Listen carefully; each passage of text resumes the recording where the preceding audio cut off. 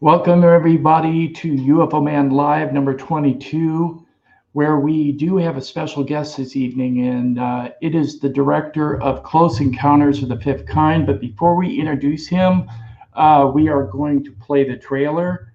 So here's the trailer. Let's go out into space and look at our planet.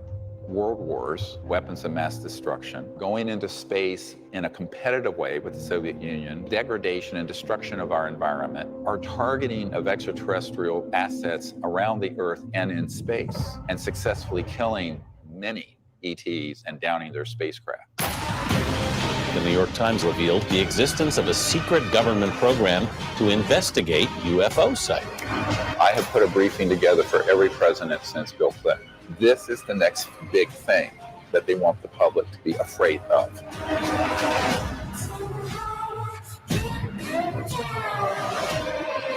The national security state. We're constantly spinning that story that this is a threat.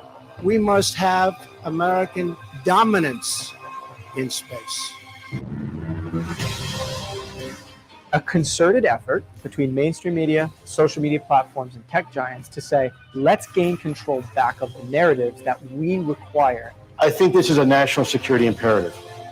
We need to do things so that the public will accept in blood and treasure the sacrifices needed to have an interplanetary war. I'm quoting.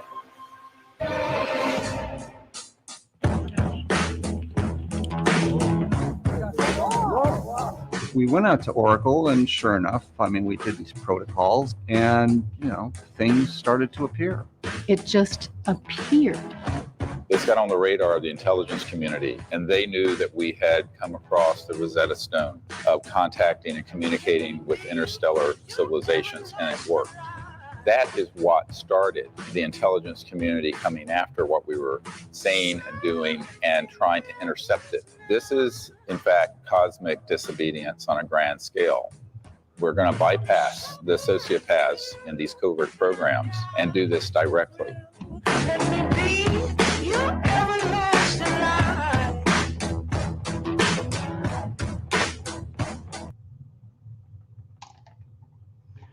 Okay, let me bring everybody on board. It seems like we lost one of our co-hosts. What's going on here?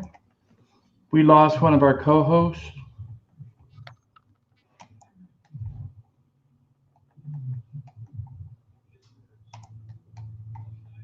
What went on here? Hold on a minute, Michael.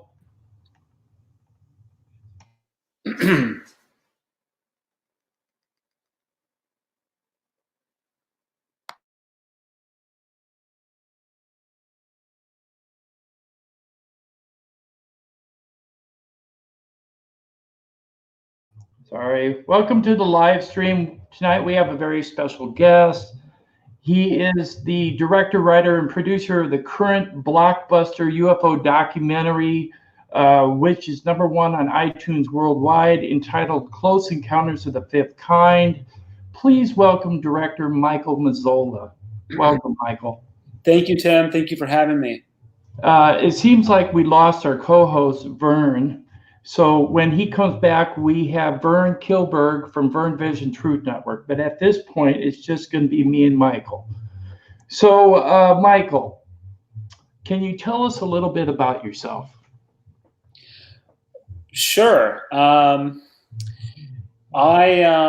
did not set out to be, making these kinds of films. I just wanted to be a filmmaker. I didn't believe in any of this stuff at all. I was a very angry atheist, skeptic. I loved to debate, people who believed in UFOs or the paranormal or, psychic phenomena. And I was really unpleasant. I loved just beating people in arguments. And, I had friends who were skeptics also. And they used to say, Michael, I wish I could believe, but I just can't. And I would say, I don't understand. Why would you want to believe? Why would you want this stuff to be real? I was very happy in my, total, materialist, reductionist view of the universe. Just we live in a cold, impersonal, physical reality, and you die, and that's it. And I was very comfortable with that. And then I started looking at arguments against my position because I wanted to be able to just beat anybody in a debate. And the moment I looked at arguments against my position totally collapsed. And I had to admit that I was wrong. And then I had to ask myself, well, why was it that I did not want this stuff to be true? It wasn't just that I didn't believe it, it's that I also did not want it to be real. And the answer to that was, well, if it's real, I have to take responsibility for that information. I have to do something about it.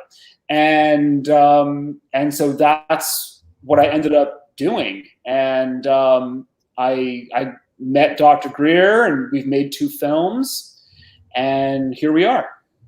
Wow. I was going to say that before your involvement with the 2 Stephen Greer films, being Unacknowledged in 2017 and Close Encounters of the Fifth Kind, did you believe there was alien life in the universe? So you would say no, right? I would say for most of my life, no. And I was very hostile towards the idea. I was very hostile towards the idea of aliens, conspiracies, paranormal stuff. I thought it was bogus. I thought it was anti-intellectual. I thought it was stupid. And then, I just looked. And now, I'm on the opposite side of the debate, having conversations every day with people who are just like how I used to be. And now I see how frustrating I must have been back then in my youth. A lot of people tend to not look outside the box. I mean, they're always looking down at their phone lately and going to work and doing what they're programmed to do. So yes, I understand. I have another question for you. Do you believe alien life has been on Earth? Yes, absolutely. Dr. Greer has a very good policy of only publicly discussing things that he can provide documents and multiple corroborating witnesses to back up if he's challenged on it. Correct. But it's a good policy, but that means that he only shares about 5% of what he actually knows. And, the reality is that there is a permanent ET presence on this planet. And a lot of the time, I know we're going to get into it. We're talking about the theme of this film, Close Encounters of the Fifth Kind, which is people going out and trying to initiate contact with ETs. Half the time they're showing up from a distant galaxy, but sometimes, they're coming up out of the ocean or above Mount Shasta, places where they have permanent bases, but Right. They are out of phase with our dimension. Right. We can unpack that. I know it sounds crazy, but we can get into that. Right. Kind of like interdimensional, Exactly. shifting, like back and forth. Do you believe that there is significant proof to prove that aliens have been visiting the Earth for centuries? For centuries, I think there's a very compelling case to be made. But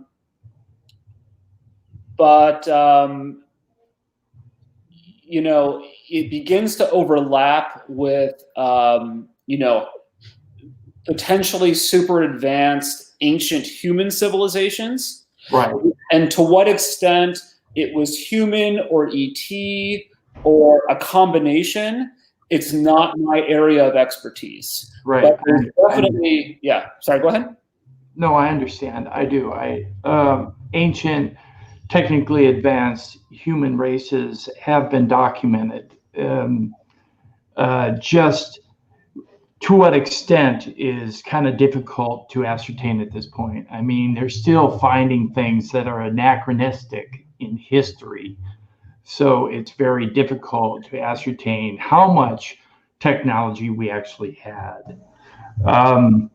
What I'd like to know is, can you tell us your story on how you got involved with Dr. Greer? I mean, when you made the jump from not believing in alien life and being hostile toward that idea, how did you make the jump to the ufology community with Dr. Greer? It's a good question. Well, it was a friend who pulled me aside and started, telling me things, showing me things, and really confronted me with the, as Greer would say, this embarrassment of riches. There's just such overwhelming evidence, and it was my instinct to just debunk it. And that's what I set out to do. I set out to just prove it was a bunch of BS, and I could not do it. And a lot of people, when they're confronted with this stuff, cognitive dissonance sets in, and they just shut down and they dismiss it. I have a lot of conversations that kind of go like this. I'll say, well, Tim, what would convince you? What would convince you that this is real? And how about if we had, I'll throw this out there as a hypothetical. I'll say, what if we had, former heads of state, senior CIA and military personnel? How about an astronaut who walked on the moon all come forward and say that the cover-up is real and there's an ET presence on Earth? And then what if the CIA published, 8 million pages of documents on their own website, right, showing the whole thing? Would it convince you then? And then, the person I'm talking to says, yeah, then I would be convinced. And I say, well, all those things have happened. Right. And they say, well, it doesn't prove anything. So that's the cognitive dissonance that I'm talking about. But in my case, for whatever reason, I accepted that I was defeated, and I felt this sense of responsibility to get the word out. So I actually, that's when I discovered Dr. Greer's work, and he had, the Disclosure Project archives online. I encourage everybody to go and watch those interviews. You've got interviews with very senior, military and intelligence agency people, Edgar Mitchell, who was the sixth man to walk on the moon. And then I saw he was crowdfunding his first movie, Sirius. So I donated, and I got to go to the premiere in LA. And that kind of changed my life, because I met people there who I ended up, from the film, I ended up forming a company with one of them. And then when I heard through the grapevine that Dr. Greer was looking for someone to direct his next movie, I threw my hat in the ring, and I never thought in a million years that I would be selected to do it, but I was. That's cool. I headed out to DC, and we made that film, and I thought, we're going to throw this on Vimeo, and maybe some people will see it. And it just completely, it blew us away with the response that it got. I mean, it became, if you count the piracy, it's now the most watched documentary in history. I mean, the torrents alone, it's like 600 million people have downloaded the thing. It's totally crazy, but it shows that people are so ready for this, and they're starved for an intelligent conversation around this. Yeah, I think people are voracious for actual intellectual concepts concerning the UFO genre. Yes, definitely. What do you think, Vern? Yeah, well, that's what my channel has been about for a long time. I mean, I did a little bit of field stuff, but that was what I was trying to conjure. I understand fully the need to do this, because when you have these personal experiences, you want answers. The truth is something that is very hard to get when it comes to this, because it's either suppressed or it's ridiculed. And you treat you like you're nuts and all that, and you're not nuts. And I've seen extraordinary things that are like impossible, things that are not even possible. So I mean, where I can't even describe them. There's not words in the vocabulary to even describe it. You just have to see it for yourself. You know what I mean? Because right. That's what I can. But Hey, Michael, in regards to the newest film by Dr. Stephen Greer, Close Encounters of the Fifth Kind, what was your vision for Close Encounters of the Fifth Kind? Well, that is a big question. Well, you know, when I met Steve back in the December of 2015, we met in Santa Monica to kind of discuss his vision for Unacknowledged. You know, and he, you know, we were kind of in agreement that Unacknowledged was the right movie for that moment in time. But the film that he always dreamt of making was Close Encounters of the Fifth Kind. And I'm going to answer your question. Let me give you a little background to give you some context for it. You know, Dr. Greer did not want to do the Disclosure Project. He did not want to be doing, you know, people think, you know, he's probably the most misunderstood person in the UFO space. People think he's trying to, you know, carve out this sort of cottage industry for himself. And it's not the case at all. He was very content living his life, but he was teaching people just privately how to, you know, contact these civilizations through meditation. He started off as a meditation teacher, and it was always a spiritual experience for him. And, you know, the problem was when the men in black suits started knocking on his door and saying, "What the hell do you think you're doing?" And then, you know, he got word, oh, you know, the head of the Defense Intelligence Agency wants you to brief him. And that's when he's like, well, what do you mean he wants me to brief him? You know, these are the people who he always assumed were in the know and managing this. Right. You know, he had no idea what a constitutional crisis this was. And he ended up, you know, getting sucked into this and being told by these very powerful people, look, you know, we're rooting for you. We need you to be the one to bring this out. But basically, we can't do it because we'll end up like JFK, but you can do it because you're expendable. And so this was something that, you know, he took on out of a sense of duty, and he's paid dearly for it. And, you know, when we first met, you know, back in December of 2015, we were still at a point in time where, you know, it wasn't okay. It wasn't socially acceptable for people to talk about UFOs. You know, I lost friends because I said, I'm going to go make this UFO documentary. You know, and they just said, oh, you're freaking crazy. So we wanted to present a movie with Unacknowledged that you know, people could use to red pill other people, that just hits you over the head with a big fact, you know, one after another. But the intention, now for me to finally answer your question, the intention was always to eventually get to Close Encounters of the Fifth Kind, because that is what Greer's really passionate about. That's where his heart is. And that's the solution to the big problem that we lay out in Unacknowledged. Now, my concern coming into this as a filmmaker and a storyteller was, you know, you can't just make a movie about people sitting outside and meditating for 2 hours and talking about their subjective experiences, because it's not going to make any sense. Nobody's going to, you know, no one cares about someone else's profound subjective experience, you know? And we have to contextualize it with kind of a recap of Unacknowledged, which we do in the first 40 minutes of Close Encounters of the Fifth Kind. We have all the cool cloak and dagger conspiracy stuff, because that tells you, well, why is this even important? You know, people think that this is just like a cool thing. Oh yeah, we're gonna go out, we're gonna see an alien, you know, it's gonna be awesome, it's gonna be life-changing. Well, maybe, but why is it important? You know, well, it's important because there's this absolute stranglehold on the truth.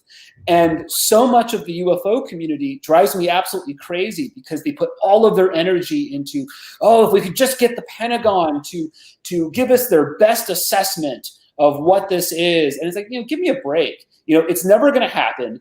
To the extent that they disclose this stuff, it's always going to be twisted to serve the interests of the people who've been controlling this from the very beginning.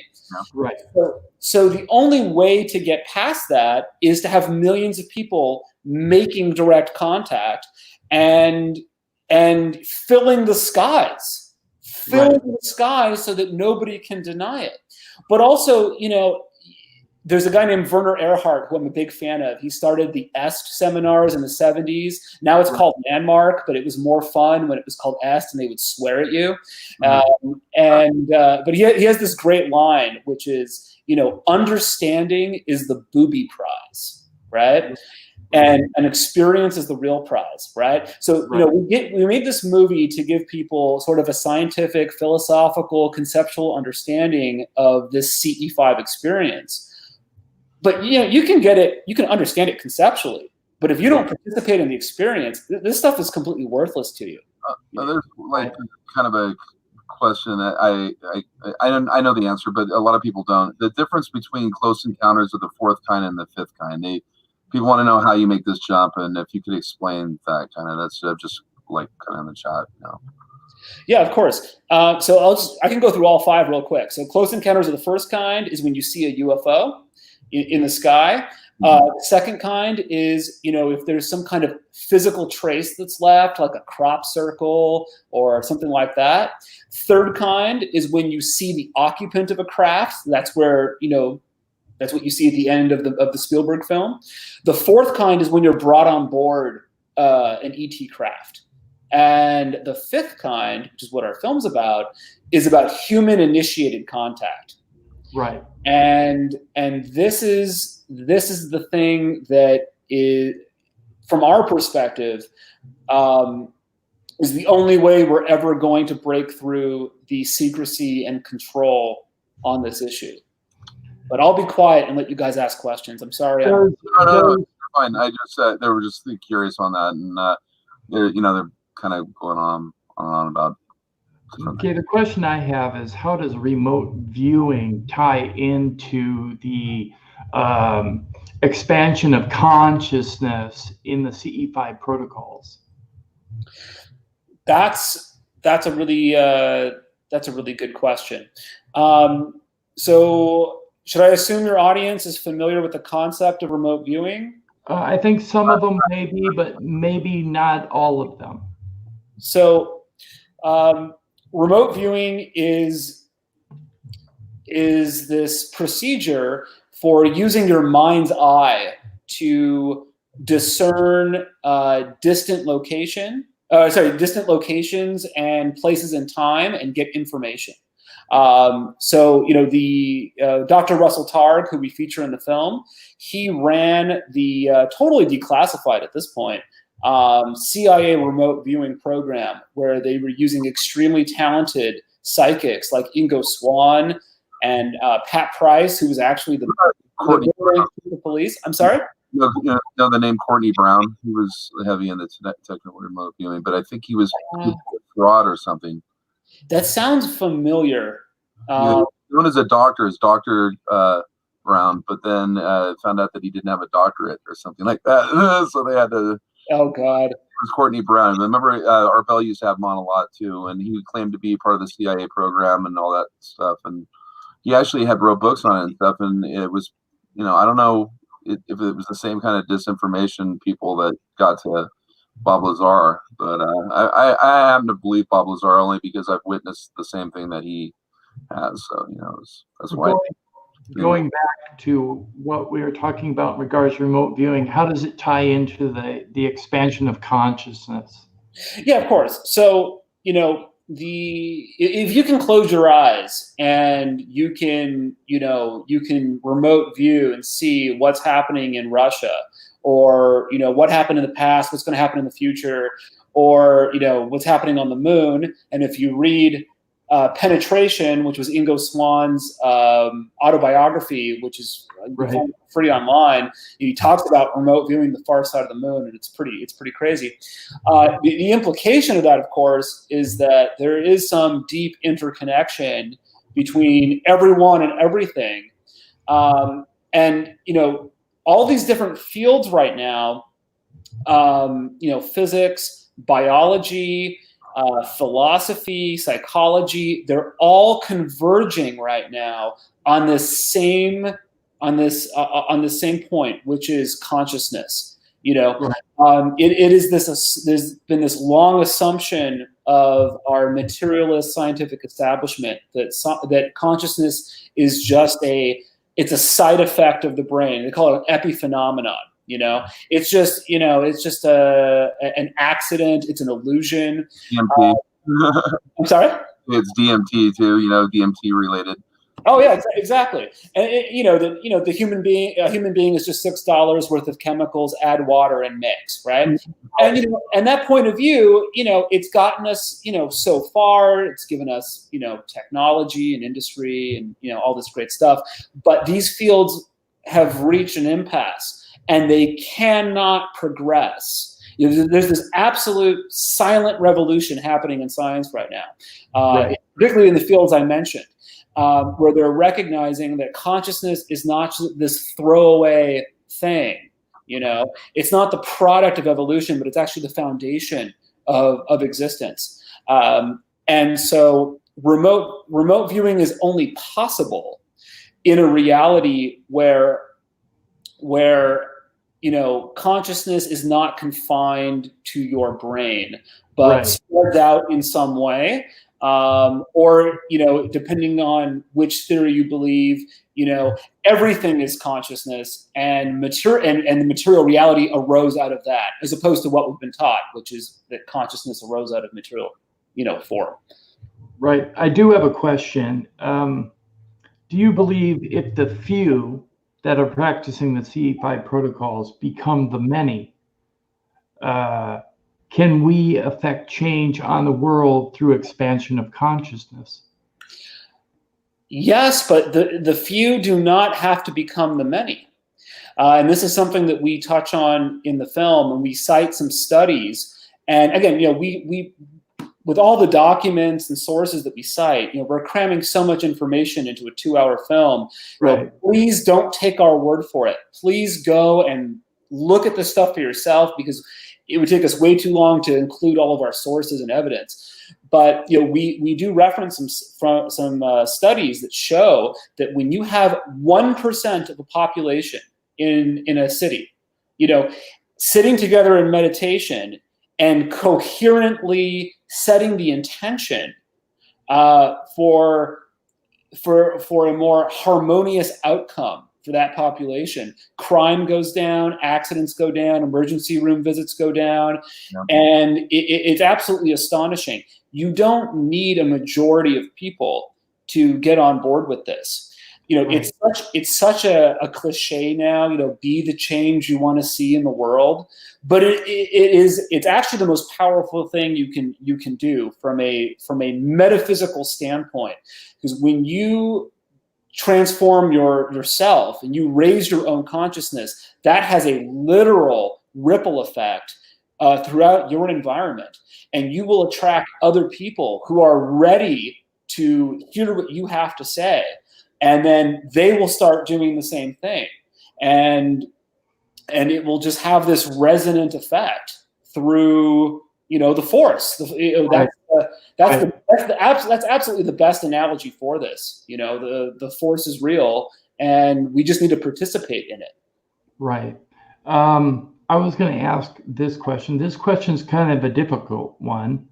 How can we reach people who don't believe in the CE5 protocols, people who don't believe in what Dr. Greer is saying, people who think that it's all talk and no real tangible proof?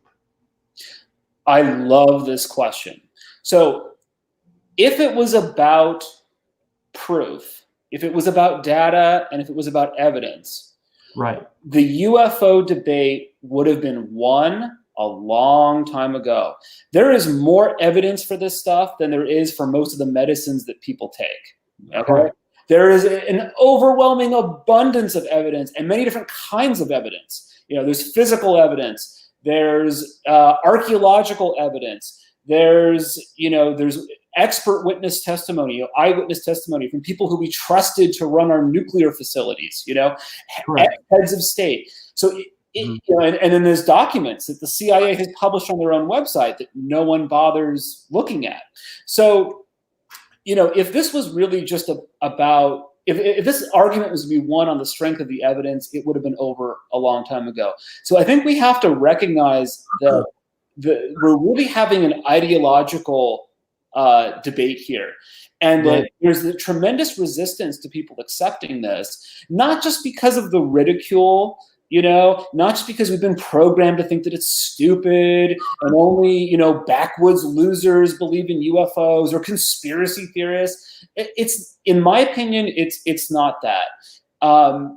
If you really confront this information about the reality of ETs and the science of consciousness, then you have to take responsibility for that information, and you have to take responsibility for your own happiness and for your own thoughts that you're putting out into the universe. You're no longer the victim of circumstance in a cold, impersonal, mechanical universe.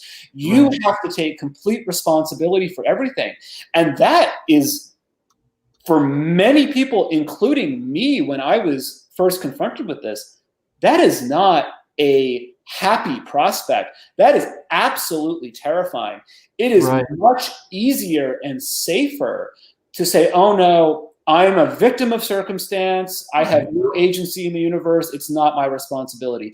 So I think we have to have empathy for the people who we're trying to communicate with, and recognize that that might be the source of their resistance. It's not that they're stupid. It's not that we haven't done a good enough job of presenting evidence. It's that there is a very real and understandable psychological barrier. So how do we overcome that? Well, I think that number one, not being hysterical, because no one wants to be on the team with the hysterical, paranoid people who are always upset and freaking out. That's not going to be attractive to anybody. I think the answer is to work on yourself as much as possible. And the more that you can, develop yourself spiritually in meditation or whatever your spiritual practice is, raising your frequency and raising your vibration and participating in contact, there's going to be a light shining from you that's going to attract the attention of other people. And they're going to be more receptive to what you have to say. You might be saying the same thing that you were saying a year ago, but now you're saying it on a different frequency, and you're chill and you're happy and you're centered, and people are going to find that attractive, and they're actually going to hear what you're saying. But on a metaphysical level, when you understand that we're all connected, when you are putting yourself into the highest state that you're capable of through whatever your chosen practice is, you are going to be elevating everybody around you, and you're going to attract the people who are ready to hear what you want to share with them. And I know I just threw a lot at you, but I don't hear anybody really talking about this. It's why I got excited about this question, and I think it's important. It's very important, because I hear a lot of people saying, I don't believe necessarily what Stephen Greer is saying. Where's the proof? But proof isn't necessarily in the pudding, so to speak. What do you mean by proof, though? Because when you talk about proof, like, you can fake a video, you can fake a photo. Right. Videos and paperwork can be faked. So what a lot of people are saying, we see paperwork, we hear people, we hear name dropping, but we don't see any physical solid evidence, like where they can reach out and grab a ship. And, for years, things were reaching out to me, and I was ignorant. I didn't know. I'd brush it off. It was like we're programmed to be in denial. And it's like I come home and I have an amazing encounter, and I'm like sitting there going, did it really happen? I don't think it did. I'd be like trying to talk myself out of it. Like, what am I doing? I'm trying to talk myself out of this. Right. Up there the next night and have another occasion. So I had a friend that was brilliant and said, why don't you take a video camera out with you? And then, the videotapes of the stuff would come back, and then you can verify for yourself. And sure enough, I have it on video. So it's like, I can't deny it, but it's funny how we're so put into this program. But you can't deny it, but other people can. That's the box they live in. Yeah. I have another, go ahead. No, I'm sorry. I have another question for you. In the film, meditation is discussed. Do you believe that with practice, average people can reach a meditative state? Oh, absolutely. And Yeah. the whole point of this film was to show people that you don't have to be Stephen Greer to have these kinds of experiences.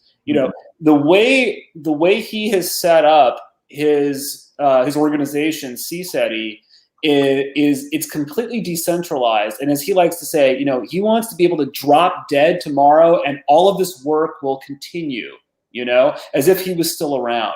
This is totally up to everyday average people who have never meditated before to just give it a shot and participate in the experience.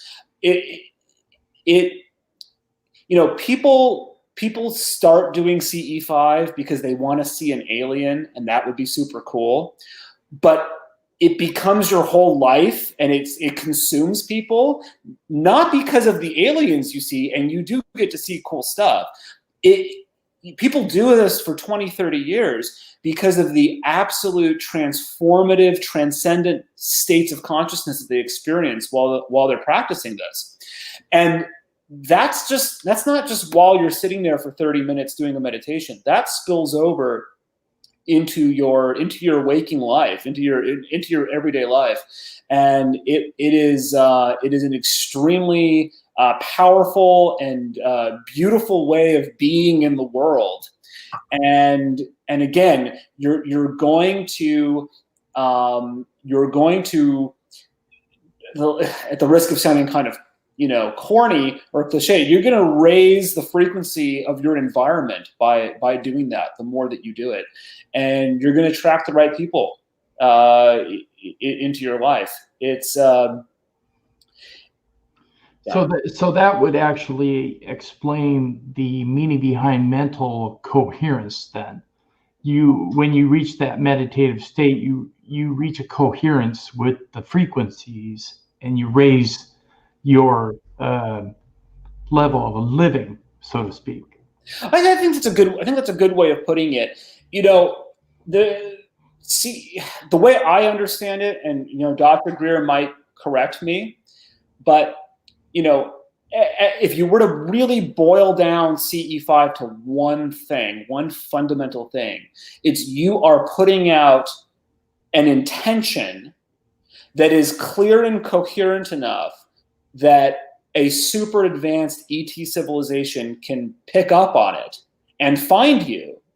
And you're putting out that intention at a frequency that tells them this isn't based on fear or hatred. It's based on love and openness. And hey, I'd like to, hey, we just want to meet you. We just like to see you. We'd like to make contact.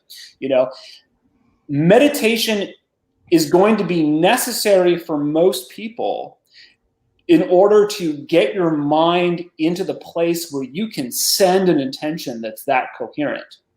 But I know people who are unbelievably talented UFO summoners who, I went to MacArthur Park in Los Angeles with my friends at 2 p.m. with one of these guys, and crowded park, it was sunny outside, and he just put the intention out there and we were surrounded, and we got it on tape. And I need to find that footage because it was incredible. Wow. So, meditation for, I don't think it's technically necessary, but it's going to be necessary for 99.9% of people who want to participate in this. Because most of us can't put out an intention and hold it and have it be coherent enough to have it manifest seconds later. I have to stop you right there. If you have any time that you want to show any tape at any time, you talk to us, and we'll be happy to have you on anytime and all. Yeah, anytime in the future. We would love that. Yes. So in regards to the meditative state, what I wanted to get at is a lot of people that I've spoken to say that when they're going to a deep relaxed state, like Stephen Greer mentions in one of his videos, they tend to fall asleep. Mm-hmm. So the issue is, how do you get past that point to where you can do what the CE5 protocol suggests, which is call in or send out that intent and call in ships or vehicles or call in alien life forms or just make it known to another civilization off planet or in a different dimension that you're full of love and peace and that you're willing to be contacted? Yeah, it's a good question. I'm going to answer this in two parts. So number one, if you're falling asleep trying to do this, you should sit up when you're meditating, because 99% of people who are falling asleep during a meditation, it's because they do it laying down. Now, you want to do what's ever most comfortable for you, but I know that I will always fall asleep during meditation if I'm laying down or if I'm in a reclined chair. So I make myself, sit up on the edge of a chair with my spine straight, or I'll sit on the floor in a lotus position, and then, I'm not going to fall asleep. And, Dr. Greer comes from the transcendental meditation tradition, which is a really great technique. Most people consider it the easiest technique. They call it effortless. That's going to be a really good fit for most people. I like Vipassana. If you get on, you got to get on YouTube, and there's so many meditation techniques out there, and you got to just experiment with it, because everybody is different. And, you have all of these traditions who say, oh, this is the right way to meditate, and it's like, yeah, that's the right way for some people, But I promise you, there is a technique out there for you. You just got to find it. Can you give us a brief rundown on what the CE5 protocol app is?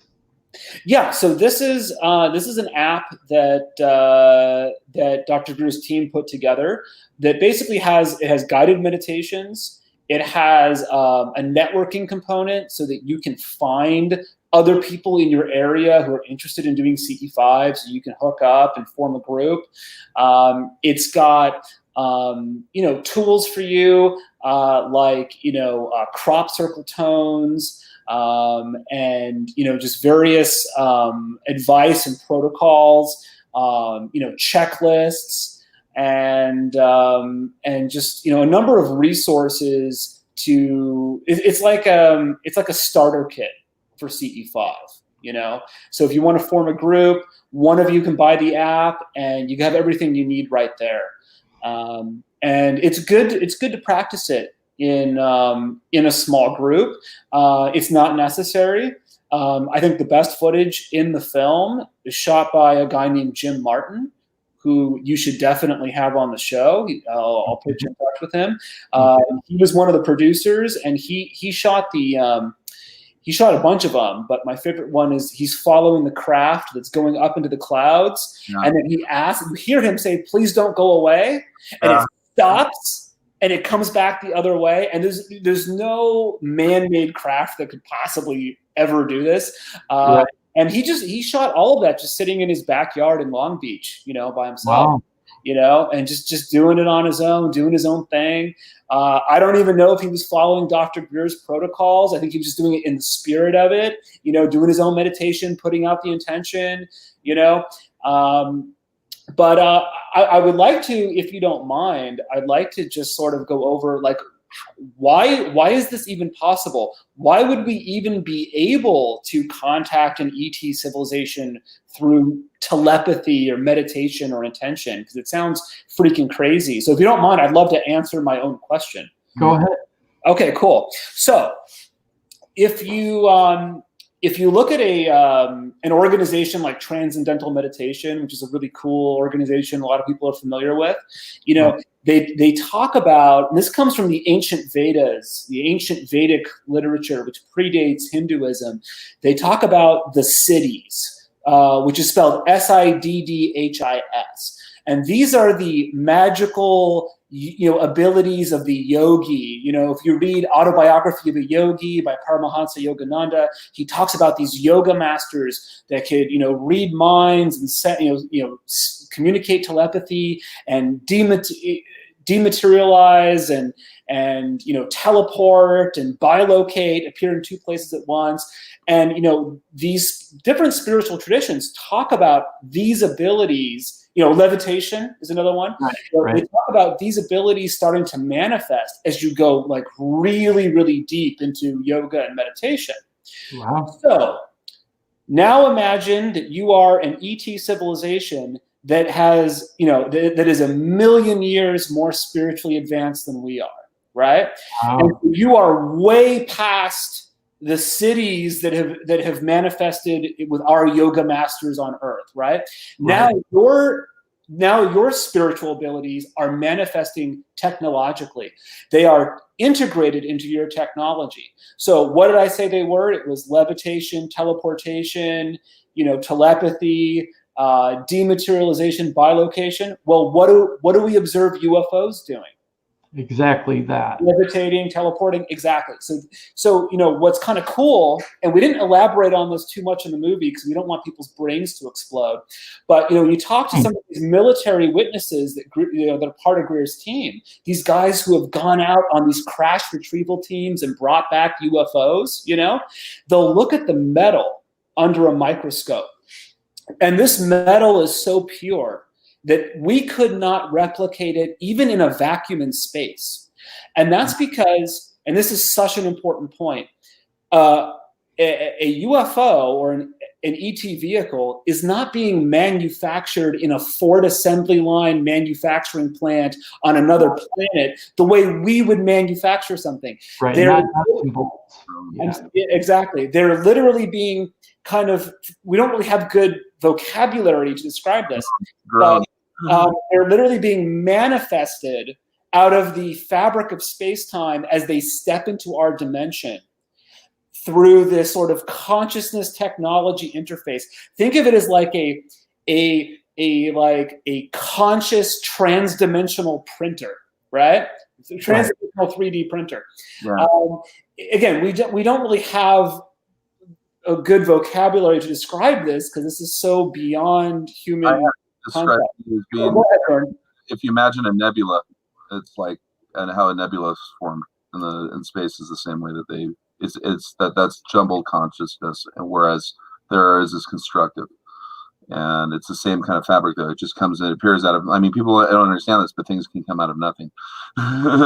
Yeah, exactly, and so these ET civilizations are so advanced and so spiritually advanced that their consciousness is integrated with their technology, not in a creepy Elon Musk, Neuralink kind of way, right.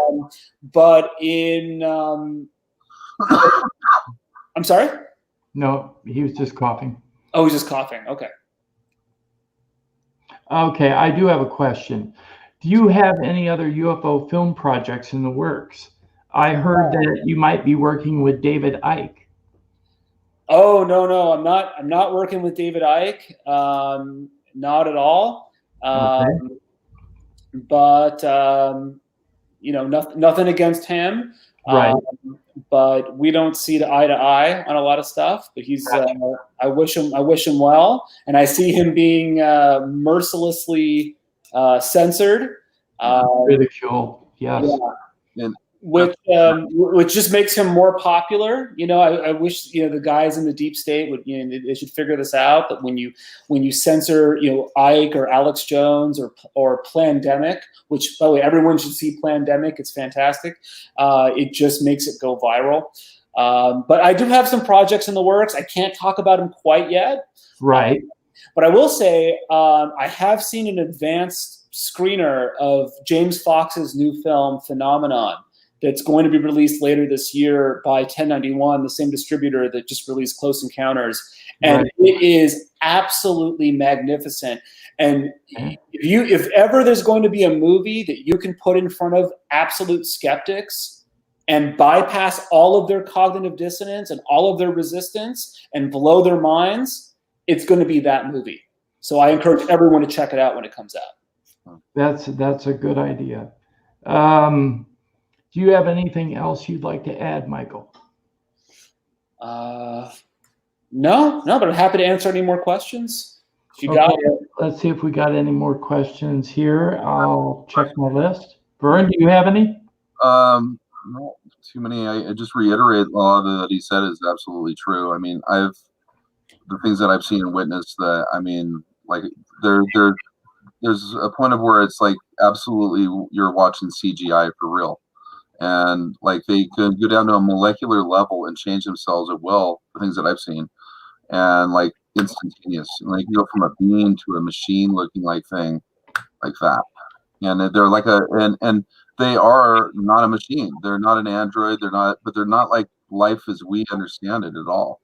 You know what I mean? But yet they can communicate to us in a way that's like telepathic, but it's hard sometimes for me to discern because I just have a thought that's put in my head, and then like all of a sudden I find myself out in the desert in the middle of nowhere, and I'm being confronted by something, you know. And so it's it's something that I was never prepared for. I was never told that never any of this stuff could exist, let alone something that could come out of an orb that'd be a disc that would turn into like a mushroom-looking thing.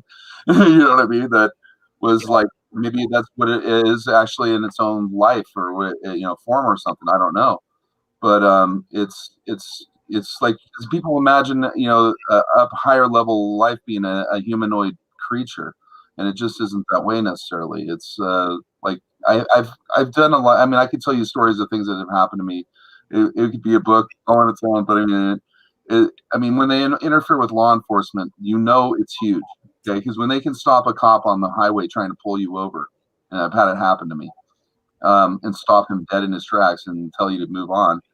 Like that's a pretty profound thing. I mean, I sat there for a couple of years shaking my head on it, like just trying to figure out what happened there, because I know that the cop had to have radioed into dispatch, who's highway patrolman, when they turn their lights on or whatever, they are definitely already in touch with. So there's got to be a record of this. So if they want proof, there's proof right there. There's a record of it. It happened. I saw it. I witnessed it. Hey, I have a question from Vern, Michael, and I've got to ask it. Okay. How can people with little or no income, due to the fact of the pandemic, a lot of people are out of work. Mm-hmm. They don't have a lot of money coming in. Well, the problem is you live there. How can they learn the CE5 protocols or get access to the app? Okay, so you don't need the app to do it. The app is just it's cool because it's got a bunch of resources in one place. Everything in the app you can find on Dr. Greer's YouTube channel. He has tons and tons of lectures. There's a CE5 Facebook group. There's actually many Facebook groups that you can join, and it's good to connect with people who've been doing it. You can ask, as long as you're asking sincere questions, there's a community there, to help you through it. It could be very scary for some people, like, oh, am I going to contact a scary entity? People have all kinds of fears and resistance, and there's great answers and people who have been where you are and can guide you through it. So the app is awesome if you can get it. I mean, I bought it. I thought it was great. But if your inability to have the app does not exclude you from participating in this. That's good. And Vern, you're living proof that having this experience is no footage or document or anything could ever come close to convincing somebody like having a great experience. It completely transforms you, and we really just have to get past waiting for evidence, waiting for, the government to admit something. There's always going to be an objection. I saw Neil deGrasse Tyson saying a couple of days ago, hey, every smartphone has HD cameras on it. If everyone's seeing UFOs, why isn't there better footage? Well, I know for a fact that when you have really, really, really good footage, men in black suits show up and they confiscate it. It hasn't happened to me, but it's happened to very close friends of mine. I would name them because there are some big people in this space, but I don't know if they want me to name them or not. Right. No, that's secret or not. I don't know if it was told to me. I had my all shredded on my desktop, my computer. I was, when one day sitting here and I was trying to fix my registry. I had a problem with the registry. So a friend of mine says, Joel, try this program. So I was running this program, and next thing I know, it goes in this cleanup mode. I'm like, what the hell's going on here? And it shredded with a Department of Defense shredder, 15 different ways, I guess is the way it is. You know what I'm talking about? That shredder, well, it shredded all my best, footage and everything that I had. And where I still have the files, and there's one tool that will repair it at about $3,500 like a video, which is only like a few seconds. And yeah, that's the one that will like half of them, but half of them can't be fixed. And it was really bad. And I was supposed to have backups and all this, but I tried to have it was back in the time where memory is expensive. And I couldn't get a disc to burn. And my disc burner, I just bought a brand new one, and it wouldn't burn. And it was just like everything would went wrong on me. And so it's no BS when you talk about the stuff that happens, because I would never have put a program on there that I would have known would have been able to be capable of doing this, but somebody else was controlling it. And obviously, it was my friend. I know he wasn't involved, but there is a conscience that is involved here that can affect other people. I've lost my family over this, believe it or not. That's a lot. People don't want to jump aboard because they're programmed to be on the dark side of things and not on the light side of things. And see, the thing is we talk about trying to change people's ways. I think the way that we have to do it is we have to focus more of our attention not on ourselves, but on everything as a whole. You know what I mean? Right, exactly. The body, like we're all part of a body. We're all a piece of this puzzle or whatever. That the conscience is just all of us.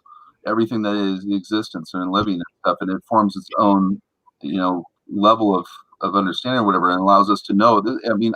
I've had things put into my head that there's no way on God's green earth that I knew anything about it, yet I was given technical information about certain things that I know there's no doubt in my mind would revolutionize stuff. But whether we're ready to have this kind of technology or not, I don't think we are, because I watch how people react and how fear just absolutely just drives us into insanity every day, and there's no reason. And that was the thing that got me when I was out in the desert, when I had my first real, like where it scared me, okay, because I got in my car and I was like out of there, and I get down the end of the street and I'm like, wait a minute, I waited my whole life for this. Like, did I, like it was put in my head like that. And so I went back, and that's where it began, it spawned everything else. But I had lived in a house that made me understand that the paranormal and the UFO phenomenon are all tied together. There's no doubt about it that there's a connection there. And because I lived on burial ground, Indian burial, you've heard the story,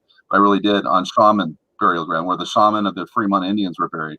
I lived that'll do it. Yeah, I was living in a house that was actually built right on that spot that I was alerted to in the morning, woken up on a TV that had no cable access. It had an antenna and only got a couple, and I lived in Salt Lake City, and it only picked up a couple of stations, and they were pretty snowy. And on that particular day, it was crystal clear. And I'm like, who the hell turned the TV on and stuff? And they're talking about all these like the ancient Indian stuff and everything. I'm like, oh, that's at the end of my street. Wait a minute, that's right there in that green area down there. And then she's pointing up the house. She goes, at that house there, we believe the shaman were buried. And then she's pointing at my house. I'm like, oh, no wonder. And by then I was looking for answers, because I had people that were scared to death to even go in that place because it was so haunted. The guy who owned the house before him, his kids went crazy. He went crazy. It was the district attorney of Salt Lake County. He was the district attorney, yeah, and he was nuts. I found him inside the house one day, wandering around, and like, he doesn't live there. Like, what are you doing? And he goes, oh, some things I left here. I'm like, no. I hate to interrupt you, but I do have an important question from the chat. Yeah. Mike in the chat wants to know what Michael thinks about Skinwalker Ranch. Skinwalker Ranch. Okay. So I know the guys who have been running those investigations, and there's definitely look, I can't speak with any real authority, but I'll put it in the best words that I can. That place is definitely some kind of vortex for weird activity, and certainly UFO activity. It's hard to say, when it comes to distinguishing between ghosts, demons, interdimensional entities, and aliens, it gets really tricky, because if you're a ghost hunter, everything's a ghost. If you're an alien guy, everything's an alien. You know, if you're an exorcist, everything is a demon, right? Right. So, but you know, my team, we take kind of more of a holistic approach to it, and we understand that there are interdimensional beings, there are ETs who can travel interdimensionally and therefore appear interdimensionally, and there certainly are ghosts and spirits, and so you have to develop some kind of discernment. I don't know how you develop that kind of discernment. You know, Dr. Greer is really, really good at discerning between the different kinds of phenomena that appears. But, you know, Skinwalker was owned until recently by a guy named Rob Bigelow of Bigelow Aerospace, which I'm sure your audience already knows this. I have it on good authority that Bigelow is part of the problem when it comes to UFO secrecy. I consider him false, controlled opposition, just like TTSA, Tom DeLonge's group. Now, Tom DeLonge is a very kind, sweet, and sincere guy. I think his intentions are very good, but he's definitely being manipulated. Luis Elizondo, even he suspects that the people around him are manipulating him. People like Chris Mellon and Jim Semivan, the former head of, you know, covert operations, domestic for the CIA. I mean, give me a break. And people like Hal Puthoff, they know way more than they're talking about, and they are absolutely colluding with the powers that be, whoever they are, the people who sit on this committee and really control this stuff. They are manipulating Tom and Luis Elizondo and maybe Bigelow. I don't know how much Bigelow knows, but he's part of that whole side of things, where they pretend that they don't really know anything, but they're curious, and we know there's something here, and they spin everything as a threat. And they've sucked all the oxygen out of the room in the UFO community. I mean, everyone's paying attention to them, and it's like, God, you know, just go to the Serious Disclosure YouTube page. Whatever you think of Dr. Greer, because I know a lot of people don't like him. That's fine. You don't have to like him.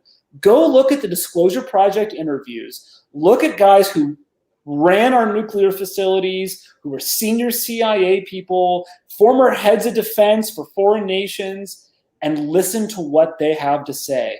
They have disclosed way more in those interviews than Tom DeLonge and To the Stars Academy ever will.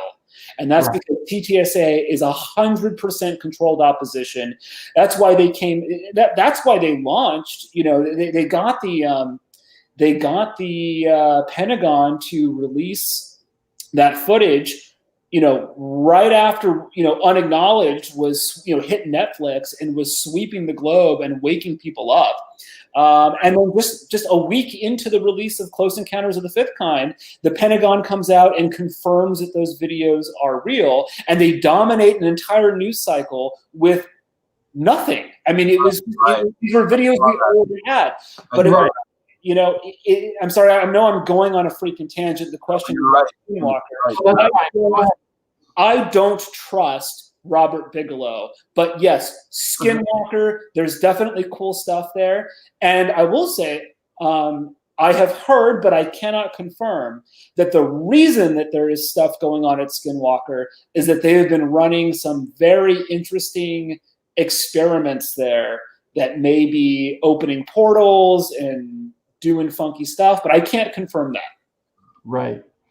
Well, that's very interesting. I have one more question from the chat. One of the people in the chat was asking, since you're a director, are you able to discern whether the moon landing was real?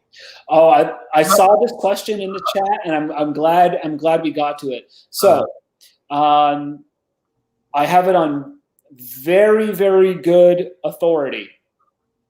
The Well, first of all, the footage, you don't need me to tell you that there's something wrong with the moon landing footage, right? Right. I mean, people have processed this in Photoshop and programs like that, and you mess with the gamma, and all of a sudden, the black vacuum of space, has all this weird stuff in it.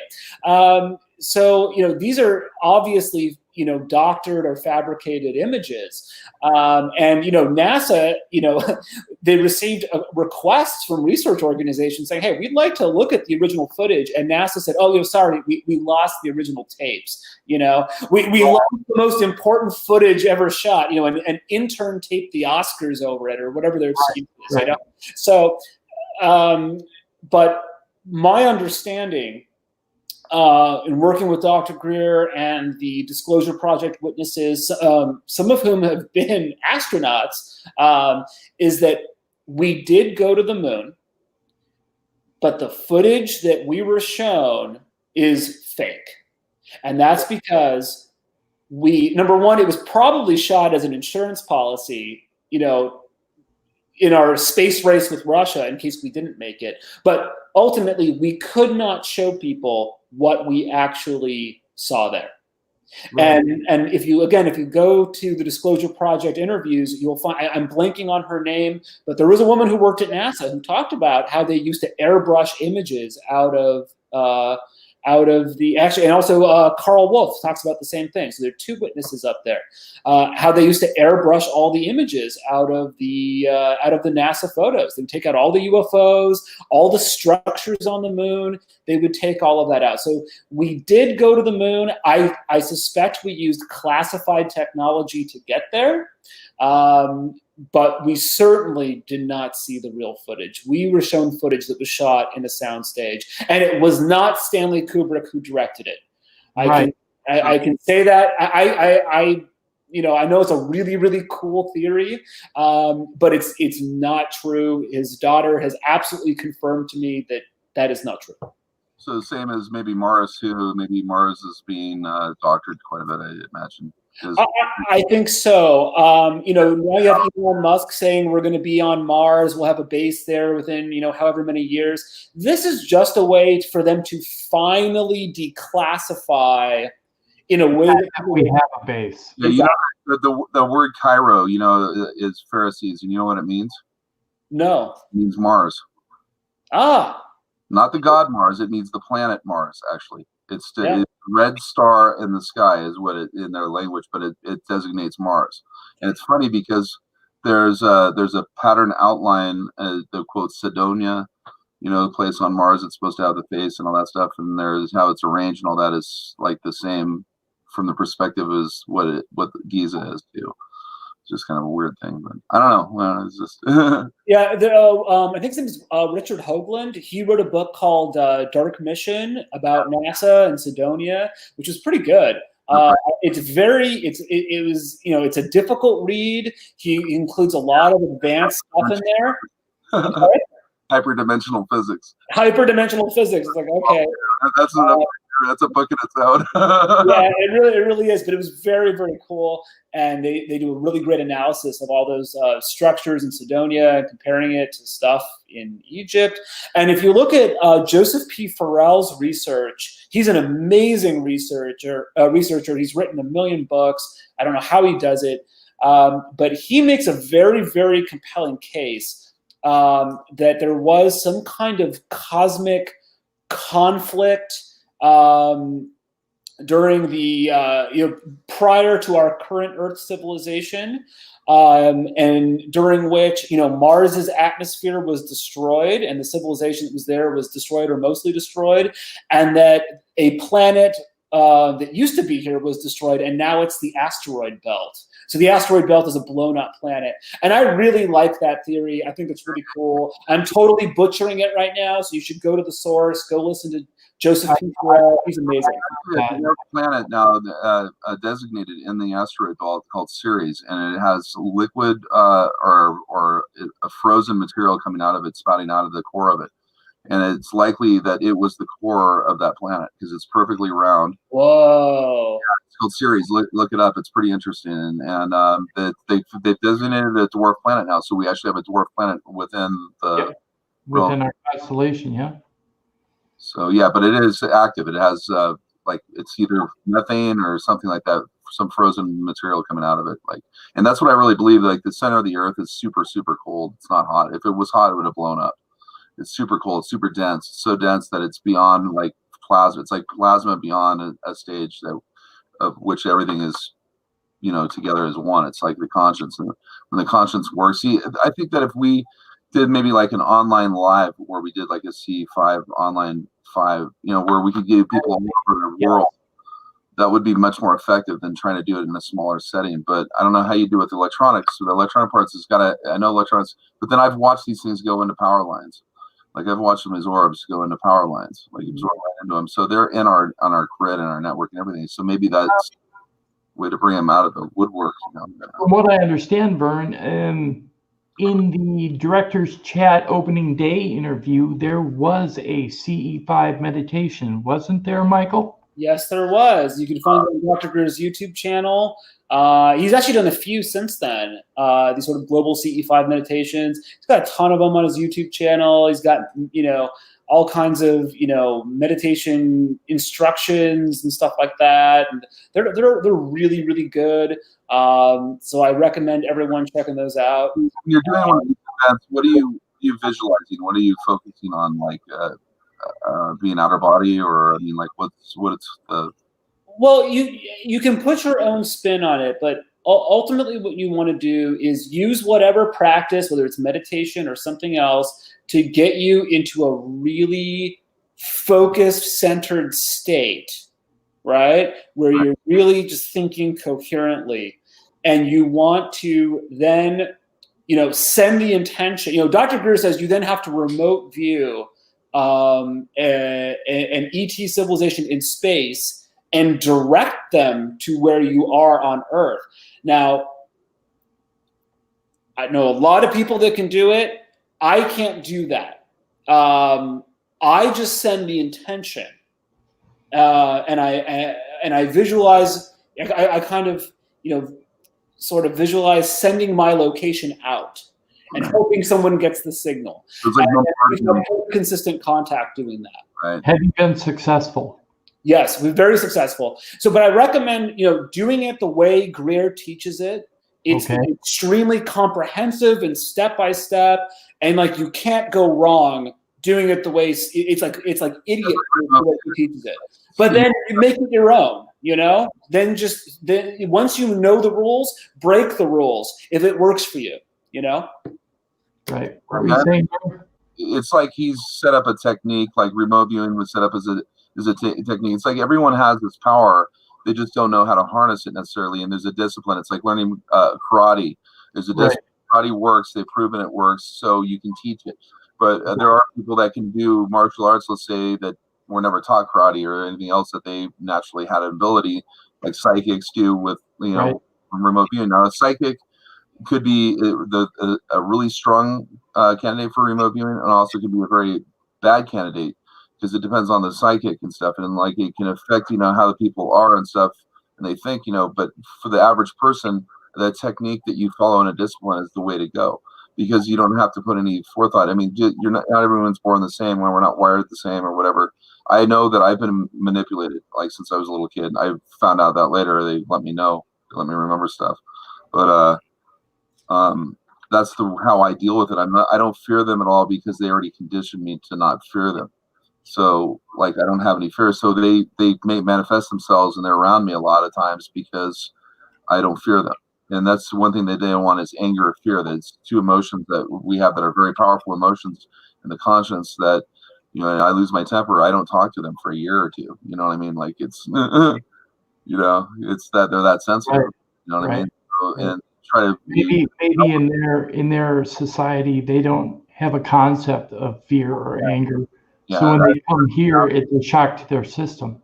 Yeah, and that's why that's what I suspect, Tim. And I'm not saying and this is what Greer probably gets the most criticism for, is people say, "Oh, you say that there are no evil aliens. How could there be no evil aliens?" Right. And he doesn't really say that. Because he'll be the first one to tell you there's good and bad in everything. But what he's really saying is, if these civilizations with this kind of trans-dimensional technology had this tech with our level of consciousness, they would have destroyed each other and themselves and us a long time ago. So there's going to be a baseline of benevolence with any of these it's just logical. And as you start interacting with them, everyone who's had a successful CE5 experience, they all say they felt overwhelming cosmic love.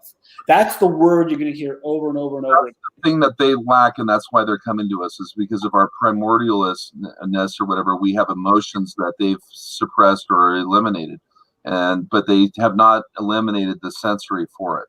So they can sense it from us. And so that's why some people think that things are evil, because you might get a parasitic-like type of entity that might be an alien or something like that of a higher being, but it's like a drug, they attach onto us, and they want to be as much attached to us as possible. But it's like a drug. If you're going to overdose them right away, they're not going to want to, they know you're a hot shot, But I think it's sort of on the level, it's the consciousness, is that they really lose at one point the whole purpose for life. So it becomes beyond them. They come back to and try to nurse the lower life forms, they think, or whatever. But see, we're not all lower life forms. Some of us are trapped here.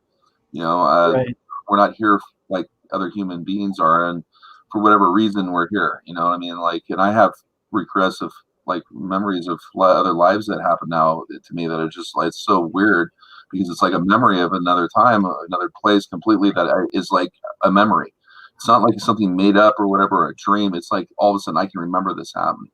I can feel it. I can, memory, you can feel it. You can go right back in there. I have memories, of my life now that if I go back and remember, I might get where I'm losing breath and stuff, because it was pretty intense. I did some scary stuff when I was younger. It was one of those things. But I was. Yeah, I was going to say, Michael, in wrapping up, kind of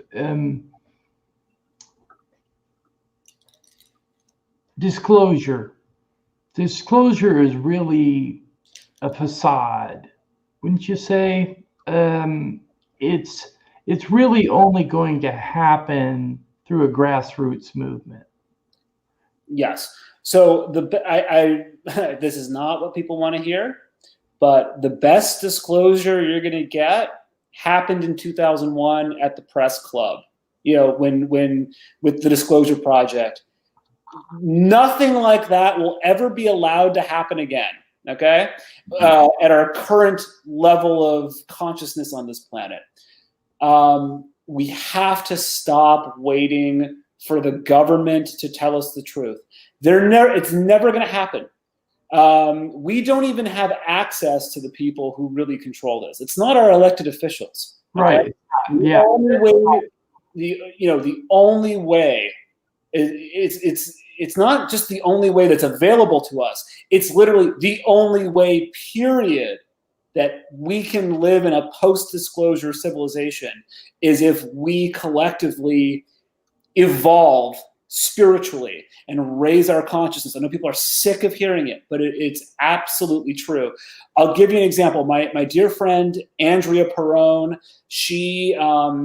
The Conjuring was based on her story. Right? She lived in that farmhouse. That was her family that went through all of that. And she just wrote a wonderful book called A Wonder to Behold about her lifelong ET contact, which is even more intense than all of the poltergeist stuff that she dealt with that was dramatized in The Conjuring. And she relates in the book an experience that I think is really important for everyone to understand. And then we'll leave it on this. Okay. Okay. That she had a contact experience not long ago in which she was taken back to a childhood memory. And in this memory, she was a little girl on the farm, and she was in their chicken coop, and there was a baby chick trying to hatch out of the egg. And she reached out to help the baby chick. And her mom, I think it was her mom, said, "Oh, no, sweetie, don't do that. If you do that, the baby chick will die." This is the perfect analogy for our relationship with ETs. We cannot wait for them to land on the White House lawn and save us.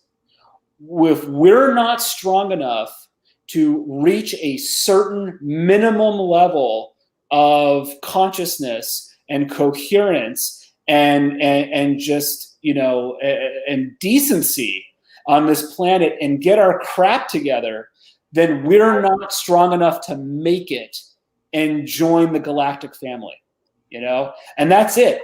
That's why they can't intervene. Yes, they've deactivated our nukes. They're going to stop us from destroying this planet because it's not ours to destroy. Right. But short of something like that, it is 100% up to us to fix this.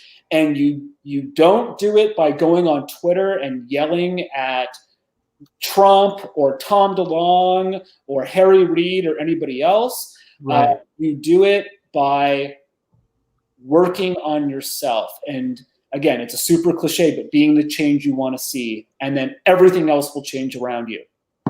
Right. That makes a lot of sense. I want to thank you, Director Michael Mazzola, for your time and your participation in this interview.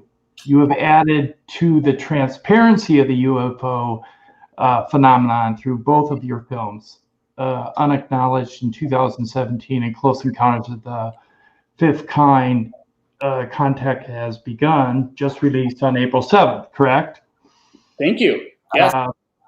Both films are still available on iTunes and Amazon Prime, and I hear that they're both still #1 worldwide. Well, CE5 is #1 for sales, but anyone can watch Unacknowledged on Netflix. So, Right. You know, or find a bootleg copy. You know, I got Netflix and we got the Hangouts. So. Yeah, we got Netflix. Yeah. Guys, I really appreciate you asked amazing questions. Thank you so much. I usually get stupid questions. These were awesome. And I want to say thank you to everybody in the comments. I've been watching. I'm sorry if we didn't get to your question, but you're all awesome and I appreciate your shout outs. And what a great audience you have. I gotta really start participating in this really cool community that you've put together here. This is great. Yeah, if you get a chance, subscribe. That'd be great. Oh, I will. I'm going to do it as soon as we hang up. And then we have the after hours too, so you can really. We have an after hours party at VERNVISION Truth Network, which is his channel. Oh, nice. Yeah, it's loose there. We do whatever we want. We say what we want. Excellent. So we just relax there. Anyways, a big thank you goes out to everyone in the chat and to Vern from VERNVISION Truth Network, and to those of you watching at home. Please remember to hit that like button and subscribe. And thanks again for coming. Hope to see you again next time. Thank you, Michael, for being here. Anything else, Vern? Yeah, I just was going to put a link into the thing for, because I'm just going to keep that live running. Okay. So. The link's going into the live stream for the after hours party if anybody wants to attend. And thanks, Michael. Good to meet Thank you. Thanks, guys. Thank you. Take care. Good night, everyone.